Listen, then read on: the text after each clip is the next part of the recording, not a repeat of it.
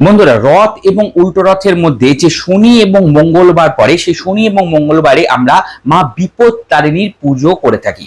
আগামী 18/7/2026 এবং 21/7/2026 এই দুটো দিনে মা বিপত্তারিণী পুজো আমরা করতে চলেছি।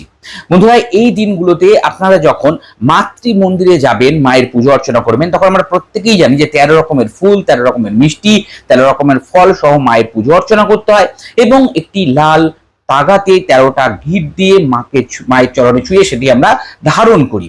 কিন্তু বন্ধুরা, এর সাথে সাথে আরো বিশেষ কিছু টোটকা এই বিশেষ দিন আমরা করতে পারি মায়ের বিশেষ কৃপা আশীর্বাদ পাওয়ার জন্য। আর এই সময় 2026 সালে কিন্তু থাকবে আষাঢ় মাসের গুপ্ত নবরাত্রি দ্বিতীয়। বন্ধুরা, কি করবেন? যখন আপনার মাতৃ মন্দিরে যাবেন এই বিশেষ দিনগুলোতে, তখন এক্সট্রা কিছু ফল, গোটা ফল আপনারা সাথে নিয়ে যাবেন এবং মায়ের মন্দিরে যে ছোট ছোট বালিকারা থাকবে, ছোট ছোট মেয়েরা থাকবে, তাদের হাতে এই গোটা ফল দিয়ে আসবেন।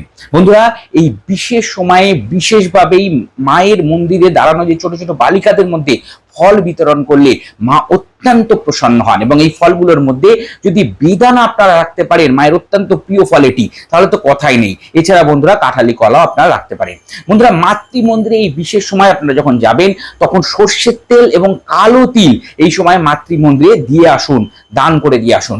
এছাড়া বন্ধুরা, এই বিশেষ দিনে যে কাজটি আপনারা অত্যন্ত গুরুত্ব সহকারে করবেন, সেটি হচ্ছে চিনি দান করা। অত্যন্ত বিশেষ এই দিনে যদি আপনারা মায়ের মন্দিরে কিছুটা পরিমাণে চিনি দান করে দিয়ে আসতে পারেন, বাড়িতেও এদিন চিনি কিনে নিয়ে আসা অত্যন্ত শুভ বলে পরিগণিত হয়। খেয়াল করে দেখবেন যেন রান্না করে এদিন চিনি শেষ না হয়ে যায় বা চিনির পরিমাণ যেন কমে না যায়। আর কোনোভাবেই মাতৃ মন্দির ব্যতি রেখে অন্য কোনো ব্যক্তি বিশেষকে এই দিন চিনি কিন্তু আপনারা দান করতে যাবেন না বা চিনি কিন্তু দেবেন না কাউকে।